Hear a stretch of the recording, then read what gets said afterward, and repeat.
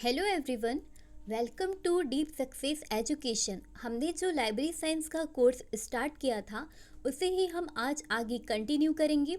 अगर आपने previous lecture का क्वेश्चन सॉल्व नहीं किया है तो आप उसे ज़रूर देख लीजिएगा, क्योंकि उसमें बेसिक से बेसिक प्रश्नों को कवर करवाया गया है, जिसमें टोटल 4 पार्ट हैं।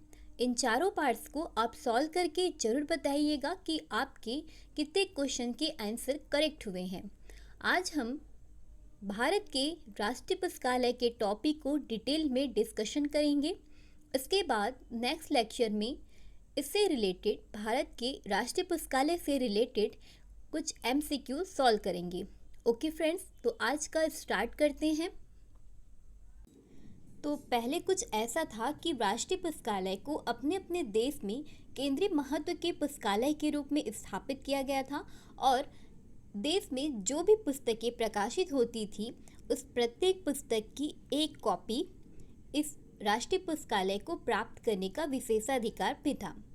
ठीक है, अब इसकी परिभाषा देख लेते हैं। ALA glossary of library terms के अनुसार किसी राष्ट्र द्वारा संपोषित पुस्तकालय राष्ट्रीय पुस्तकालय कहलाता है। किसके द्वारा? ALA ग्लॉसरी ऑफ टर्म्स के द्वारा किसी राष्ट्र द्वारा संपोषित पुस्तकालय राष्ट्रीय पुस्तकालय कहलाता है। तो राष्ट्रीय पुस्तकालय ऐसा पुस्तकालय होता है जो सरकारी कोष से संपोषित हो। किसके द्वारा संपोषित हो? सरकारी कोष से। सरकारी कोष से संपोषित हो और संपूर्ण राष्ट्र की सेवा में संलग्न हो। और इसमें जो भी पुस्तकें रखी गई हैं वो केवल संदर्भ मतलब कि रेफरेंस के लिए अवेलेबल हो, ऐसी पुस्तकालय को हम कहेंगे राष्ट्रीय पुस्तकालय। अब पूछेगा कि भारत का राष्ट्रीय पुस्तकालय कहाँ है, तो आप लोग को पता होना चाहिए कि भारत का राष्ट्रीय पुस्तकालय कोलकाता में स्थित है। ठीक है, अब भारतीय संविधान के संघ सूची के 7वीं अनुसूची मतलब 7 शेड्यूल और 7 शेड्यूल के अनुच्छेद 62 में भारत के राष्ट्रीय पुस्तकालय को स्थापित करने का प्रावधान किया गया है। तो यहाँ से हम लोग को क्या याद रखना है? कोलकाता, संघ सूची 7वीं अनुसूची और आर्टिकल 62। ओके, तो आगे चलते हैं। भारत के राष्ट्रीय पुस्तकालय की जो स्टोरी है उसे 3 चरण, कितने चरण में? 3 चरण में कंप्लीट होती है। तो इसकी शुरुआत होती है कलकत्ता पब्लिक लाइब्रेरी से।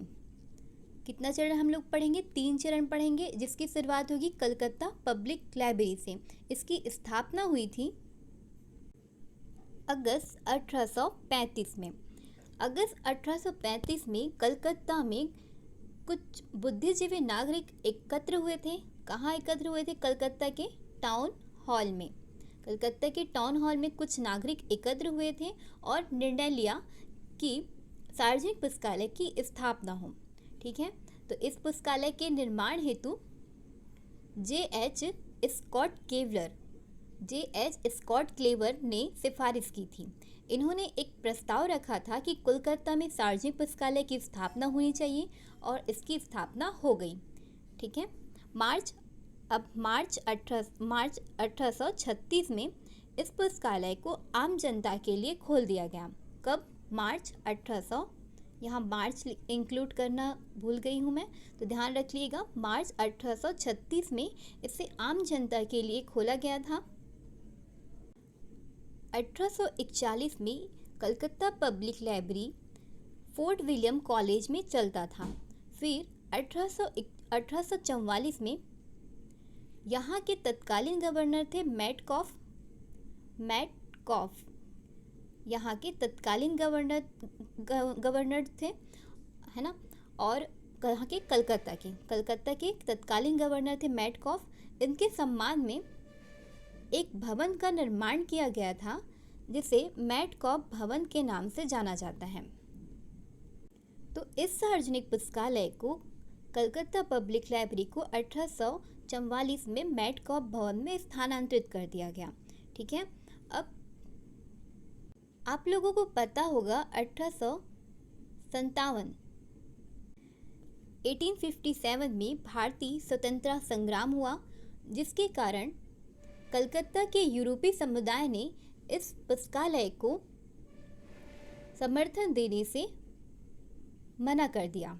ठीक है, फिर कलकत्ता नगर पालिका ने 1859 को इस पुस्तकालय को अपने हाथों में ले लिया। मतलब कि पहले 1857 में ये यूरोपीय समुदाय द्वारा संचालित होती थी।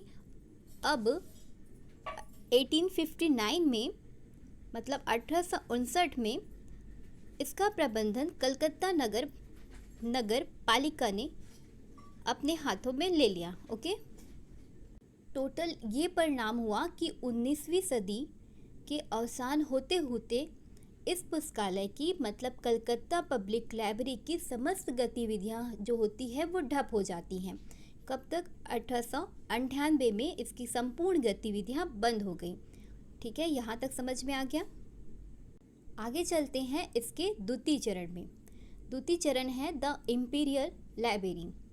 सन 1899 के समय में भारत के तत्कालीन वायसराय और गवर्नर जनरल थे लॉर्ड कर्जन। लॉर्ड कर्जन ने, आप लोग को पता होगा, आप लोग ने हिस्ट्री में पढ़ा होगा कि लॉर्ड कर्जन जो थे वो कला और ज्ञान के प्रेमी थे। लॉर्ड कर्जन कला और ज्ञान के प्रेमी थे। अब इन्होंने इस पुस्तकालय का दौरा किया 1899 में और इस पुस्तकालय की जो दयनीय दशा है उसे देखकर इसे सुचारू रूप से विकसित करने का मन बना लेते हैं। ठीक है, लॉर्ड कर्जन द्वारा इस पुस्तकालय का स्वामित्व अधिकार 1902 में खरीद लिया जाता है और इंपीरियल लाइब्रेरी में इसे मिला दिया जाता है। अब आप लोगों के मन में प्रश्न उठ रहा होगा कि अब इस समय इंपीरियल लाइब्रेरी क्या थी? तो ध्यान दीजिएगा फ्रेंड्स, उस समय पर इंपीरियल लाइब्रेरी के अंतर्गत अनेक सरकारी विभाग के पुस्तकालय और ईस्ट इंडिया कंपनी लाइब्रेरी के अवशेष कार्य थे। मतलब जितने भी सरकारी विभाग थे उस समय के पुस्तकों को इस लाइब्रेरी में रखा जाता था। इस नए इंपीरियल लाइब्रेरी को 30 जनवरी 1903 में आम जनता के लिए पूर्ण रूप से खोल दिया गया। कहाँ? मैटकॉफ हॉल में। और कलकत्ता पब्लिक लाइब्रेरी को कब खोला गया था? 1836 में। तो 1836 भी याद रखिएगा और 29 जनवरी 1903 भी याद रखिएगा। इंपीरियल लाइब्रेरी की स्थापना हो गई। अब इसके प्रथम लाइब्रेरियन थे जॉन मैकफर्नल। जॉन मैकफर्नल इसके प्रथम लाइब्रेरियन थे। एक और चीज़ ध्यान में रखिएगा फ्रेंड्स, कलकत्ता पब्लिक लाइब्रेरी के प्रथम लाइब्रेरियन कौन थे, ये भी क्वेश्चन आ सकता है।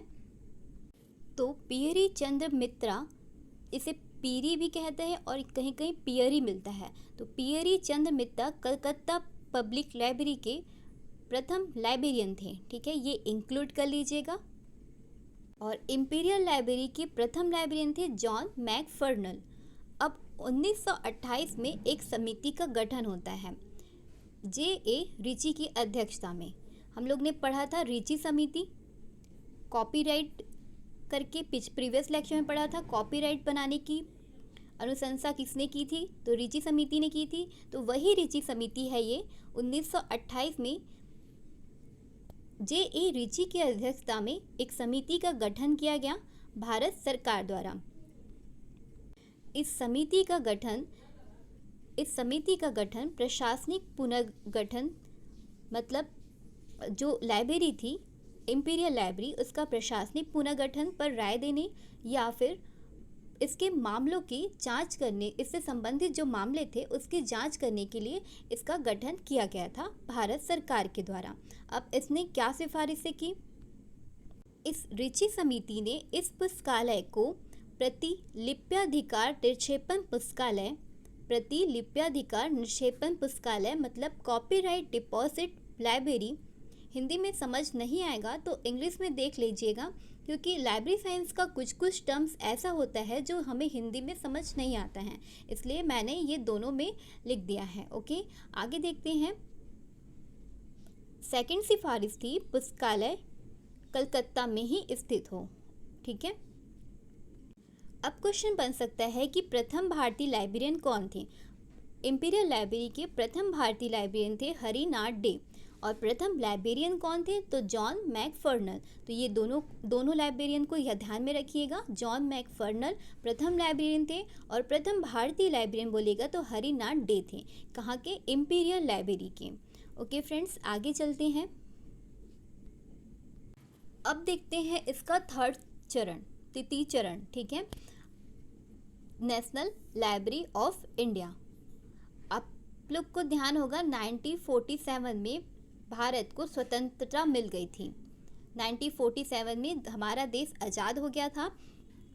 तो 1948 में इस लाइब्रेरी का नाम परिवर्तन करके, इंपीरियल लाइब्रेरी का नाम परिवर्तन करके नेशनल लाइब्रेरी ऑफ इंडिया कर दिया गया। तो ये क्वेश्चन बन सकता है कि इंपीरियल लाइब्रेरी का नाम परिवर्तन कब किया गया? तो 1948 में, नेशनल लाइब्रेरी ऑफ इंडिया। ठीक है, तो इस तरह से हमारे भारत का राष्ट्रीय पुस्तकालय बन जाता है इंपीरियल लाइब्रेरी, जिसका नाम परिवर्तन हो चुका है नेशनल लाइब्रेरी ऑफ इंडिया के रूप में। अब नाम परिवर्तन हो गया तो इसका स्थान भी परिवर्तन कर दिया गया। 1951 में मेटकॉफ हॉल से स्थानांतरित कर बेलवेडियर पैलेस में इसे स्थानांतरित किया गया। मेटकॉफ हॉल में स्थित था पहले इंपीरियल लाइब्रेरी, अब इसे नेशनल लाइब्रेरी कहाँ आ गया? बेलवेडियर पैलेस में 1951 में। इस समय भारत के गवर्नर जनरल थे श्री चक्रवर्ती राजगोपालाचारी जी। तो चक्रवर्ती राजगोपालाचारी जी गवर्नर जनरल थे 1951 में। तो जब नेशनल लाइब्रेरी का नाम परिवर्तन स्थान परिवर्तन हुआ, उस समय गवर्नर जनरल कौन थे? ये क्वेश्चन बन सकता है। जब नेशनल लाइब्रेरी का नाम स्थान परिवर्तन हुआ तो गवर्नर जनरल कौन थे? तो सी राजगोपालाचारी जी उस समय गवर्नर जनरल थे। ओके, अब प्रथम पुस्तकालय अध्यक्ष पूछेगा। नेशनल लाइब्रेरी का प्रथम पुस्तकालय अध्यक्ष तो श्री BS केशवन जी इसके प्रथम पुस्तकालय अध्यक्ष थे। 1 फरवरी 1953 मौलाना अबुल कलाम आज़ाद, जो उस समय भारत संघ के मंत्री थे। ठीक है, मौलाना अबुल कलाम आज़ाद जो उस समय भारत संघ के मंत्री थे, इनके द्वारा राष्ट्रीय पुस्तकालय को संपूर्ण राष्ट्र के लिए खोल दिया गया 1 फरवरी 1953 को, 1953। अब 1 फरवरी 1953 को ही क्यों खोला गया? बाकी दिन भी तो खोला जा सकता था। तो ये डेट इस डेट को इसलिए खोला गया क्योंकि आप लोग को ध्यान होगा 30 जनवरी 1903 में इंपीरियल लाइब्रेरी को आम जनता के लिए खोला गया था। ठीक है, तो 1 फरवरी 1953 को पुस्तकालय का स्वर्ण दिवस था, इसीलिए इस दिन इसे जनता के लिए खोल दिया गया। समझ में आ गया ये क्यों खोला गया? 30 जनवरी 1903 इंपीरियल लाइब्रेरी को जनता के लिए खोला गया था, तो इसका स्वर्ण दिवस कब हो गया? 1 फरवरी 1953। अब कुछ और फैक्ट देख लेते हैं फ्रेंड्स। इस लाइब्रेरी का प्रथम लाइब्रेरियन कौन था ये बता चुकी हूँ, BS केशवन जी थे। अब इसके डायरेक्टर जनरल थे श्री पद्मा लीचंद साहू जी। श्री पद्मा लीचंद साहू जी इस लाइब्रेरी के डायरेक्टर जनरल थे। और ध्यान रखिएगा, डायरेक्टर जनरल की सहायता के लिए 2 लाइब्रेरियन की नियुक्ति की गई थी। कितने लाइब्रेरियन की नियुक्ति की गई थी? तो 2 लाइब्रेरियन की नियुक्ति की गई थी और डायरेक्टर जनरल के लिए की गई थी। ओके, इसके डायरेक्टर थे प्रोफेसर स्वप्न चक्रवर्ती इसके डायरेक्टर थे। और ये पुस्तकालय जो है वो 362 दिन खुला रहता है और 3 दिन छुट्टी रहती है। इस पुस्तकालय में सिर्फ 3 दिन छुट्टी रहती है और 362 दिन ये खुला रहता है। ये पुस्तकालय भारत सरकार के संस्कृति मंत्रालय के अधीन है। इसकी वेबसाइट लॉन्च की गई थी 22 जनवरी 2002 को। 22 जनवरी 2002 को इसकी वेबसाइट लॉन्च की गई थी। उस समय पश्चिम बंगाल के तत्कालीन राज्यपाल थे श्री वीरेन जे शाह। श्री वीरेन जे शाह जी उस समय पश्चिम बंगाल के राज्यपाल थे। ठीक है। भारत के राष्ट्रीय पुस्तकालय में कुछ भवन हैं, जिसका मुख्य भवन है भाषा भवन। तो भाषा भवन किस लाइब्रेरी से संबंधित है, ये क्वेश्चन बन सकता है। भाषा भवन का संबंध किस लाइब्रेरी से है, तो बतलाइएगा कि नेशनल लाइब्रेरी से भाषा भवन का संबंध है। नेशनल लाइब्रेरी का ये मुख्य भवन है भाषा भवन। ठीक है। अब कुछ पुस्तकालय अध्यक्ष को देख लेते हैं। पहला है हरिनाथ डे। इंपीरियल लाइब्रेरी के प्रथम भारतीय पुस्तकालय अध्यक्ष थे, जो 1907 में थे। 1907 में इंपीरियल लाइब्रेरी के प्रथम भारतीय पुस्तकालय अध्यक्ष थे हरिनाथ डे। और प्रथम लाइब्रेरियन कौन थे या फिर प्रथम पुस्तकालय अध्यक्ष कौन थे पूछेगा तो बतलाइएगा जॉन मैकफर्नन। ये जॉन मैकफर्नन इंपीरियल लाइब्रेरी से पहले ब्रिटिश संग्रहालय के असिस्टेंट लाइब्रेरियन थे। ब्रिटिश संग्रहालय के असिस्टेंट लाइब्रेरियन थे इंपीरियल लाइब्रेरी के प्रथम पुस्तकालय अध्यक्ष बनने से पहले। ओके। BS केशवन जी नेशनल लाइब्रेरी के प्रथम पुस्तकालय अध्यक्ष हैं 31 मार्च 1948 में। श्री J.A. चैपमैन 1911 में पुस्तकालय अध्यक्ष थे और K.M. आज़दुल्ला 1930 से 1947 तक पुस्तकालय अध्यक्ष रहे हैं। ये इम्पॉर्टेंट क्वेश्चन है फ्रेंड्स, इसको ध्यान रखिएगा। राष्ट्रीय पुस्तकालय के 2 बार लाइब्रेरियन बनने वाले प्रथम व्यक्ति कौन थे पूछेगा तो BS केशवन जी।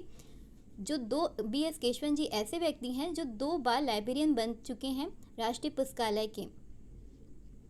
ओके, तो आज का हमारा लेक्चर यहीं पे कंप्लीट होता है। आई होप फ्रेंड्स कि आपको ये टॉपिक अच्छे से समझ में आ गया होगा। Okay, thank you so much for watching.